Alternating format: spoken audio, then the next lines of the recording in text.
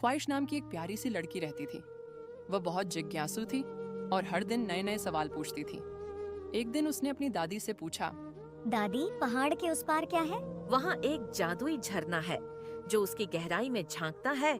उसे उसकी हर बात का उत्तर मिलता है, लेकिन वहाँ पहुँचना आसान नहीं है। क्या बात दादी, हम वहाँ क्यों नहीं जा सकते? बेटा, वहाँ पे बहुत घना जंगल है और वहाँ जंगली जानवर रहते हैं, जैसे कि शेर, चीते, भालू, लोमड़ी, बंदर और भी खूंखार जानवर। उसने ठान लिया कि वह जादुई झरने को ढूंढेगी।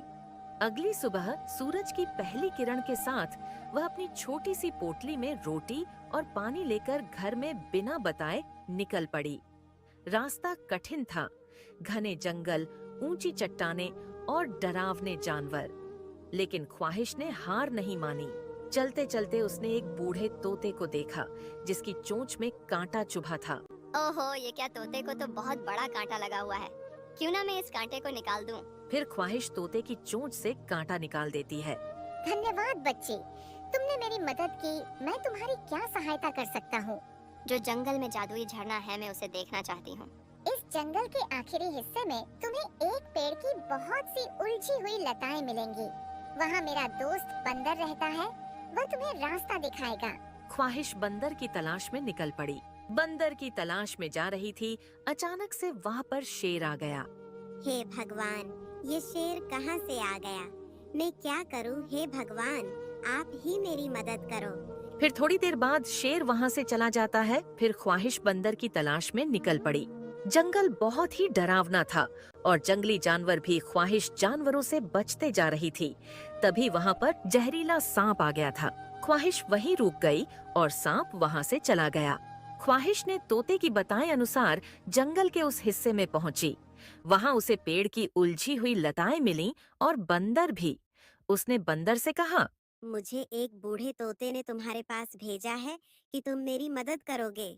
तुम्हें कैसी मदद चाहिए? मैं तुम्हारी मदद करूंगा। जो जंगल में जादुई झरना है, मैं उसे देखना चाहती हूँ।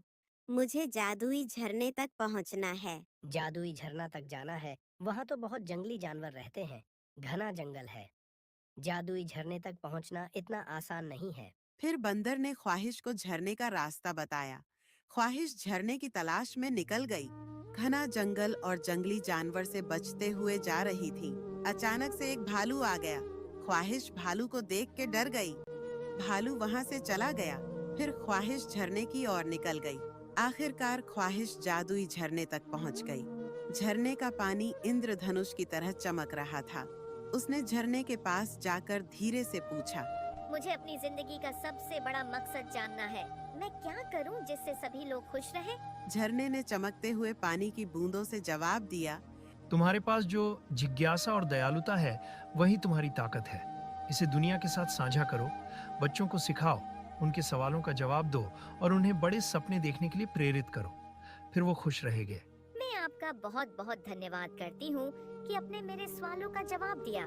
ख्वाहिश ने झरने की बात सुनकर वह वहाँ से घर को जाने के लिए निकल गई और कहने लगी कि दादी ने सही कहा था, यह तो सच में जंगली जानवर हैं। ख्वाहिश घर पहुँच गई। तभी ख्वाहिश की मम्मी ने कहा कि बेटा, तुम अकेले कहाँ चली गई थी? हम बहुत परेशान हो गए थे। बेटा, ऐसे बिना बताए कहीं नहीं जाते हैं। मम्मी दादी ने मुझे बताया था कि जंगल के उस पार एक जादुई झरना है। मैं उसे देखने गई थी। ख्वाहिश की जिज्ञासा ने उसे एक नई राह दिखाई थी और उसकी कहानियाँ बच्चों के सपनों को पंख देती थीं। ख्वाहिश अब गांव के बच्चों को प्रेरणा देने लगी और बच्चों को सच्चाई के राह पर चलना सिखाती थी। अब वह गांव के बच्चों को कहानियाँ सुनाती और उन्हें नई नई चीजें सिखाती।